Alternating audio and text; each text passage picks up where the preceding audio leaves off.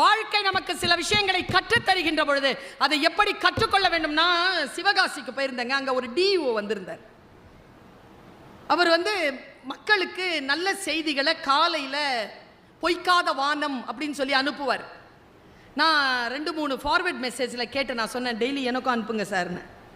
அவர் நிறைய விஷயங்களை படித்து அனுப்புவார். அவர் சொன்ன 2 விஷயத்தை சொல்கிறேன் உங்களுக்கு. ஆசிரியர்களுக்கு மட்டுமே வாழ்க்கையில் அவர்கள் மிகச்சிறந்த ஆசிரியர்களாக இருக்க வேண்டும் என்பதற்காக சொல்லப்பட்ட அந்த 2 செய்திகளை நான் சொல்கிறேன். இளைஞர்களும் பெண்களும் புரிந்து கொள்ளுங்கள். பெரிய விஷயம். பீகாரில் ஒரு பழங்கதை ஒன்று. அந்த பழங்கதை நமக்கு மிகப்பெரிய வெளிச்சத்தை தருது. புரிஞ்சிருச்சுன்னு வச்சுக்கோங்க. இப்போ நான் சொல்கிறது புரிஞ்சிருச்சுன்னா இந்த வளாகத்தை விட்டு வெளியேறுகின்ற பொழுது நீங்கள் வேறு ஒரு விழிப்புணர்வின் நிலையில் போவீங்க. என்னை போலவே பாருங்க. ஒரு புறா கூட்டத்தினுடைய தலைவன் அவன் ஒரு இளைய புறாவை கூப்பிட்டு கேட்குறான், யார் கிட்டடா ரொம்ப ஜாக்கிரதையாக இருப்ப? நம்ம வாழணும், நம்ம உயிரோடு இருக்கணும், நீண்ட நாள் பறக்கணும், கூட்டத்தோடு இருக்கணும், யார்கிட்ட ஜாக்கிரதையாக இருக்கணும்? பையன் எழுந்திருச்சு நின்று சொன்னான், இளமையானவன். சார், நமக்கு குறி வைக்கிறான்ல சார், அந்த வேட்டக்காரங்கிட்ட நாம் ரொம்ப ஜாக்கிரதையாக இருக்கணும் சார். ஏன்பா?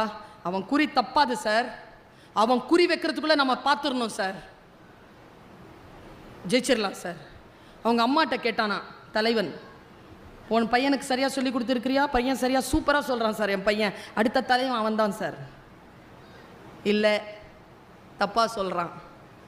சரி, நீங்கள் தான் சொல்லுங்கள், எது சரி?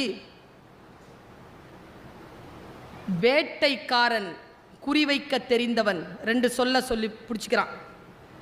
குறிவைக்க தெரிந்த ஆயுதம் தாங்கிய வேட்டைக்காரனை காட்டிலும் புறாக்கள் ஆயுதம் தாங்கிய குறிவைக்க தெரியாத வேட்டைக்காரர்களிடத்தில் ஜாக்கிரதையாக இருக்க வேண்டும்.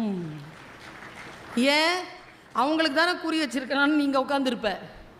அவனுக்கு குறி வைக்க தெரியாது, கரெக்டாக உன்னை அடிச்சிடும். புரிஞ்சு கை தட்டுறீங்க பாருங்க, இது பெருசு. எல்லோராலும் தட்டிவிட முடியாது. ஏன்னா உள்ள போய் புரிஞ்சால்தான் வரும். அந்த டிஓ இதை சொன்னாரா?